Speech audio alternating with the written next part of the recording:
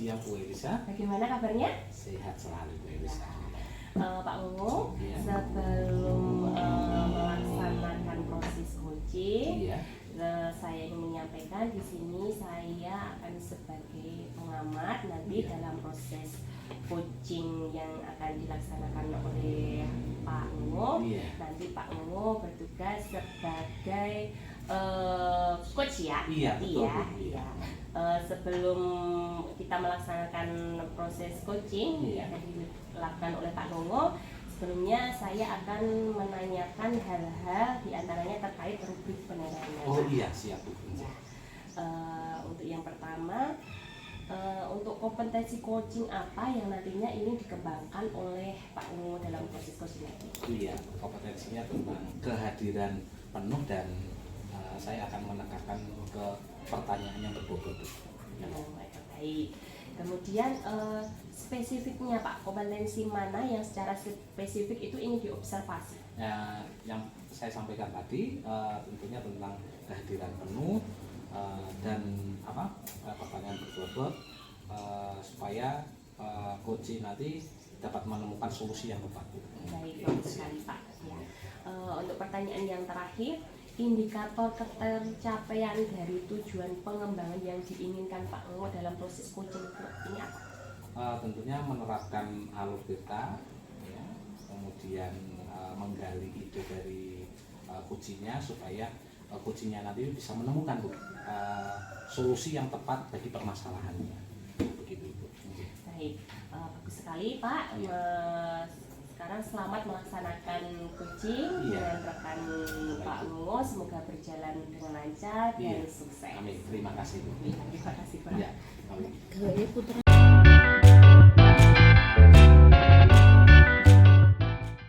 Selamat siang, Salam, selamat siang Bu Maya. Pak Mungo. Kelihatannya Pak Mungo kok tidak ada jam. Boleh nggak saya minta waktunya sebentar aja? Boleh, silakan. Gimana Bu? Pak Mungo, saya itu mau bercerita ya, ada pikiran yang ganjil gitu loh Pak Mungo. Gimana? Akhir-akhir ini tuh saya rasakan kok beda jauh gitu ya dari pembelajaran yang awal-awal saya masuk tahun ajaran gitu. Sekarang itu kok akhir-akhir ini anak-anak itu antusiasnya, gregetnya untuk mengikuti pelajaran itu kelihatan down turun gitu loh Pak Mo. Iya. Oke Bu. Coba Ibu lebih spesifik bisa menceritakan Bu untuk permasalahannya Bu Maya. Oke Pak Mo, kebetulan saya itu kan mengajarnya itu prakarya, di mana prakarya itu unjuk kerja, teori itu malah justru lebih banyak praktiknya ya. Meskipun ada teorinya, tapi kan hanya misalnya 2 jam pelajaran, nanti saya ambil hanya mungkin 1 jam pelajaran atau kurang sedikit nanti saya tambahkan untuk perencanaan proyek itu lah Pak Mo. Nah saya lihat itu antusiasme anak-anak itu misalkan untuk berpendapat itu juga males, pasif. Terus prosentase untuk mengerjakan tugas-tugas yang saya ingat-ingat kalau dulu tuh oke, 32 anak ya berarti ada tugas 32, tapi sekarang tuh saya hitung persentasenya itu hanya sekitar 50-an, paling yang mengumpulkan hanya 15, tapi kalau nanti diskusi kelompok ya berarti yang selesai atau semangat itu hanya 3 kelompok atau berapa, jadi kelihatan sangat menurun gitu Pak, greget antusiasmenya untuk belajar di pelajaran saya. Iya, jadi Bu Maya, arah pembicaraan kita ini tentunya ingin mencari solusi atas permasalahan Bu Maya tentang antusiasme murid-murid, begitu ya Bu Maya? Iya. Iya betul Pak Mo, saya itu berharap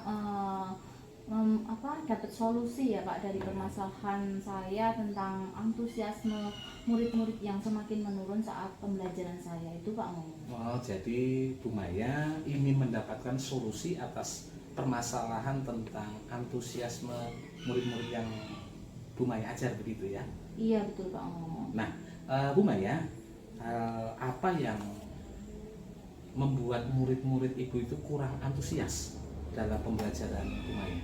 Kalau saya ingat-ingat ya Pak Mo, dari awal tahun pembelajaran itu saya itu mengajarnya itu apa mungkin monoton atau istilahnya kurang bervariasi atau seperti apa yang bisa yang anak-anak menjadi antusiasme itu berkurang kemudian membosankan itu Pak, mungkin pembelajaran saya itu monoton seperti itu terus gitu ya Pak ya. Iya. Pembelajaran yang membosankan dan monoton itu yang seperti apa Bu Maya? Jadi kalau saya ingat-ingat ya Pak Ngongo, pembelajaran yang saya lakukan itu ya hampir sama pada umumnya ya Pak. Mulai pendahuluan, inti sampai dengan penutup pembelajaran. Tapi mungkin ya Pak Ngongo, untuk pembelajaran saya itu lebih saya banyak berceramahnya atau teacher center ya Pak ya kata umumnya itu. Jadi anak-anak untuk berpendapat aktif itu kurang, apa saya kurang istilahnya ngasih pemantik atau seperti apa, tapi anak-anak untuk berpendapat itu memang pasif gitu Pak. Jadi nanti saya harus berceramah lagi, jadi lebih banyak saya berceramahnya. Dan di sini kebetulan mata pelajaran prakarya Pak identik dengan kegiatan praktik unjuk kerja gitu, dimana anak-anak memang di situ ada kegiatannya runtut ya Pak, mulai dari perencanaan, menyiapkan alat dan bahan sampai nanti benar-benar anak action untuk melakukan kegiatan itu ya. Jadi kalau zaman dulu itu mereka itu enjoy aja melakukan kegiatan itu, tapi kalau sekarang kok beda sekali ya Pak ya. Bedanya seperti apa Bu?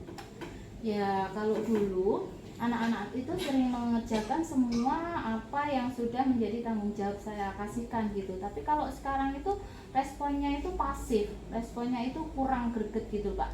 Apa karena memang zaman anak-anak sekarang atau lingkungannya seperti apa gitu ya Pak ya. Jadi Ibu Maya merasakan ada perbedaan ya Bu ya pada anak-anak itu saat ini.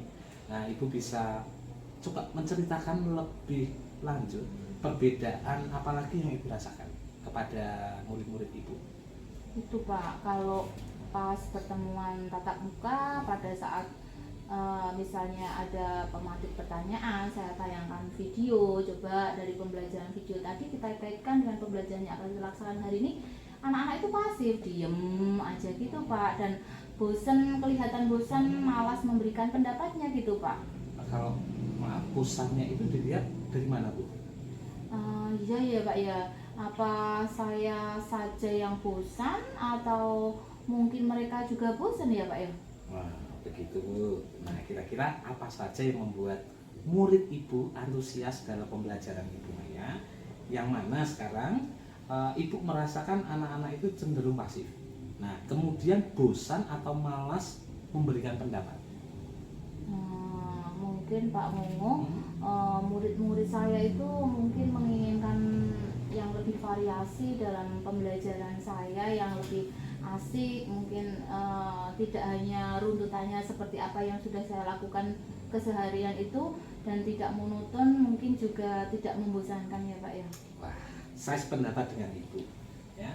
Lalu menurut Ibu apa saja yang bisa membuat murid-murid Bu Maya asik dan tidak bosan pada pembelajaran Ibu?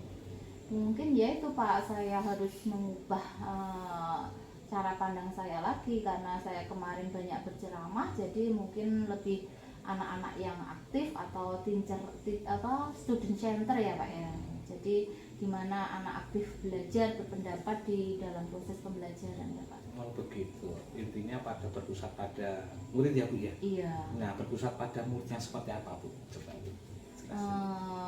Mungkin di sini untuk berpusat pada murid itu nanti saya bisa melakukan pengelompokan sesuai minatnya, kemudian kesiapan belajar, atau kalau kita kaitkan dengan profil pelajar Pancasila, mungkin saya akan istilahnya mengundang kelas itu anak-anak bisa belajar dengan senang, nyaman, istilahnya kelasnya mengundang, bukan anak-anak yang diundang tapi kelas yang mengundang gitu ya Pak ya. Iya, oke. Mungkin ada hal yang lain yang bisa Ibu lakukan selain itu? Mungkin cara lain yang bisa saya lakukan dengan melakukan permainan yang istilahnya, karena memang eranya untuk anak SMP itu baru perpindahan dari anak-anak ke remaja ya Pak, jadi mungkin saya akan melakukan permainan-permainan di dalam proses pembelajaran saya gitu, untuk istilahnya mencairkan suasana gitu. Permainan. Nah, ini saya tertarik. Contohnya Bu, permainan yang seperti apa Bu? Permainan kalau istilah kerennya ice breaking ya Pak ya. Nah Iya, gitu. iya, oke, oke.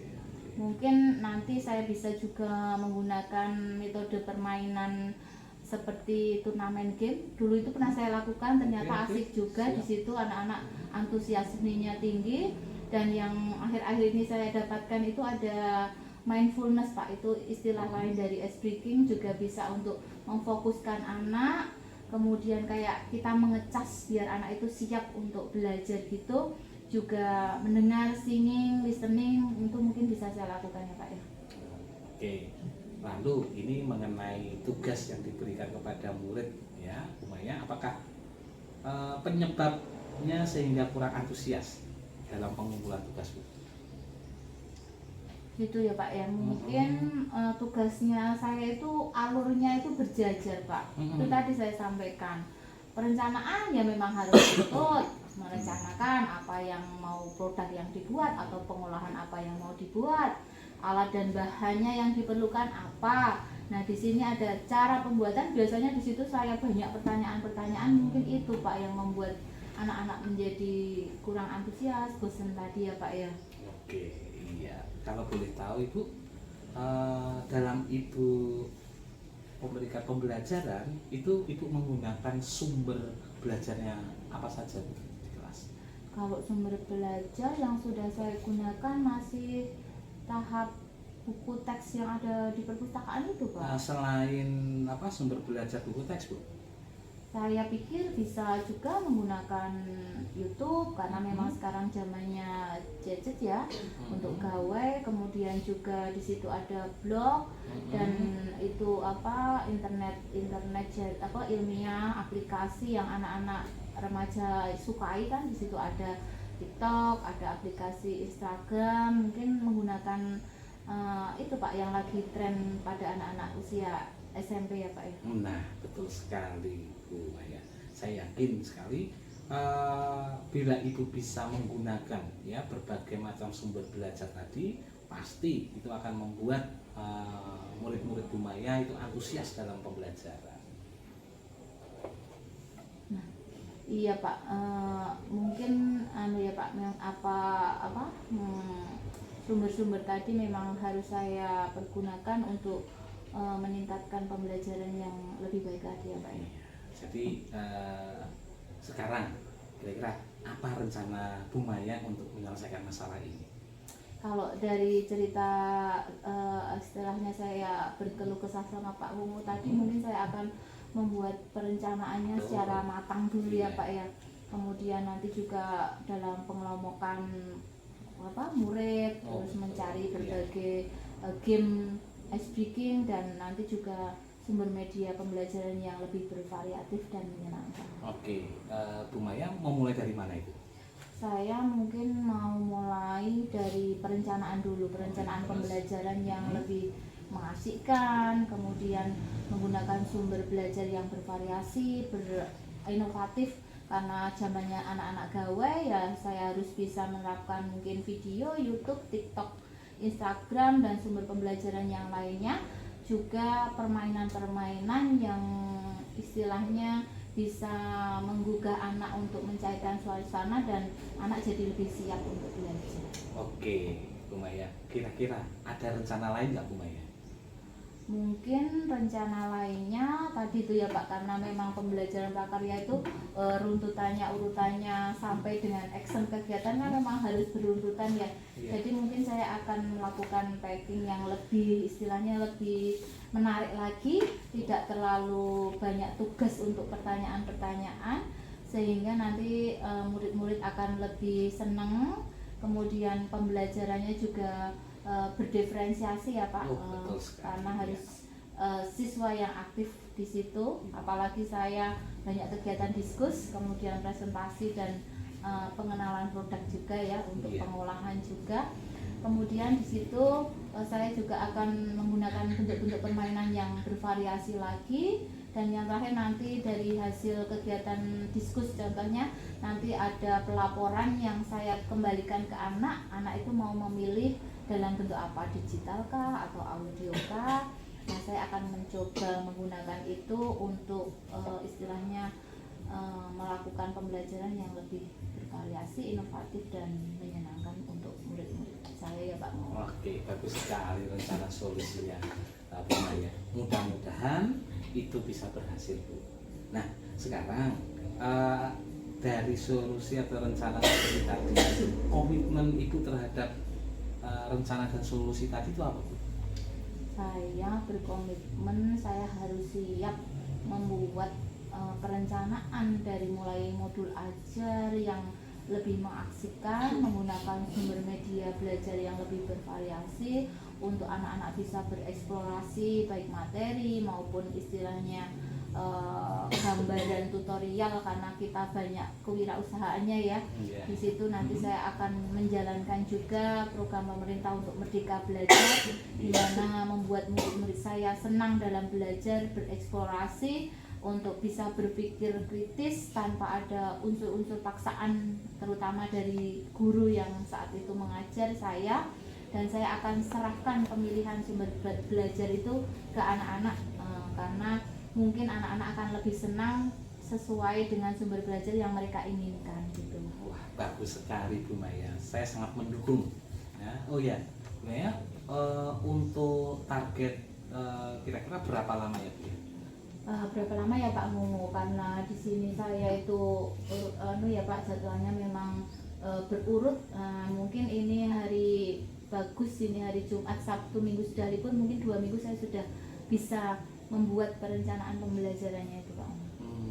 Coba kalau dia tahu dalam 2 minggu ini ada progres bagaimana Bu? Progresnya yaitu saya nanti harus membuat checklistnya untuk mulai dari sumber-sumber apa, sumber belajar apa yang akan saya gunakan, kemudian metode atau medianya apa yang harus saya siapkan sedemikian rupa supaya tadi Pak pembelajarannya bisa lebih asik, menyenangkan, nyaman gitu. Iya. Biar saya tahu Bu, kalau dalam 2 minggu ini progresnya bagaimana Bu kira-kira? Mungkin nganu ya Pak, nanti kegiatannya akan saya dokumentasikan, baik itu dalam bentuk video dari pelaporan-pelaporan anak itu nanti Pak Momo akan saya share gitu ya. Oke, jadi dalam 2 minggu nanti kita ketemu ya Bu ya? Siap Pak Momo. Oke, siap. Oke. Terima kasih Bu Maya. Mungkin apakah masih ada perlu yang mau disampaikan ya, atau mungkin ada yang mau diutarakan lagi? Setelah saya sharing, istilahnya ngobrol sama Pak Mungu, mudah-mudahan di waktu yang akan datang tadi seperti janji saya 2 minggu ini ke depan, saya bisa menyiapkan semuanya dengan baik, dengan lancar sesuai harapan saya. Terima kasih atas waktunya, menjadikan saya untuk bisa menemukan solusi dari apa yang saya pikirkan, unek-unek saya tadi Pak Momo. Terima kasih. Oke, sama-sama Bu Maya. Semoga ya apa yang Ibu rencanakan berjalan lancar sesuai dengan harapan. Oke. Terima kasih Pak Momo. Terima kasih Bu Maya. Semoga sukses.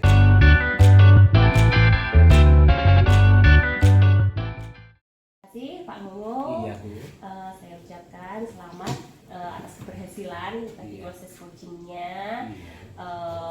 Jadi saya sudah mengamati Pak Momo begitu luar biasa. Iya, terima kasih. Coachnya. Iya. Untuk tahap selanjutnya ini Pak Momo adalah pasca supervisi. Oke, siap. Nah, di sini saya ada sedikit pertanyaan yang akan saya sampaikan kepada Pak Momo. Oke. Siap. Yang pertama itu Pak Momo, apa yang sudah Pak Momo lakukan dalam proses coaching tadi yang menjadi indikator ketercapaian pengembangan yang diinginkan oleh Pak Momo? Iya, dalam percakapan coaching tadi dengan Puji, saya sudah menerapkan alur tirta tadi, ya kemudian menggali ide-ide Puji supaya dapat mengutarakan solusi-solusi atas permasalahannya. gitu. Oh ya, baik. Kemudian tadi dalam catatan hasil observasi yang saya lakukan tadi bagus sekali Pak Komo. Pak Komo sudah melakukan alurnya sesuai alur perintah ya. Kemudian tadi sudah melaksanakan sesuai indikator dari apa yang diinginkan Pak Komo. Kemudian pertanyaan selanjutnya ini Pak Komo. Kira-kira kompetensi apa lagi yang ingin dikembangkan berdasarkan hasil yang dilakukan coaching tadi? Apa yang ingin dikembangkan? Kompetensi yang saya ingin kembangkan untuk selanjutnya dalam coaching itu tentunya saya ingin mencari bahkan lebih memahami tentang pertanyaan yang berbobot. Yang mungkin bagi saya tadi pertanyaan sudah berbobot, tapi biar lebih lagi supaya si coach itu bisa menyampaikan, mengutarakan ide-idenya, ya mengidentifikasi masalahnya, bahkan bagaimana pertanyaan bobot itu juga memancing supaya si coach itu mengutarakan solusinya. Oh, baik ya, semoga nanti proses coaching berikutnya itu bisa dilaksanakan lagi oleh Pak Nono. Iya, baik Pak Nono, terima kasih. Kegiatan kita hari ini sudah selesai ya, saya ucapkan terima kasih. Semoga Pak Nono sukses selalu. Iya, terima kasih Bu Melisa. Ya, mari.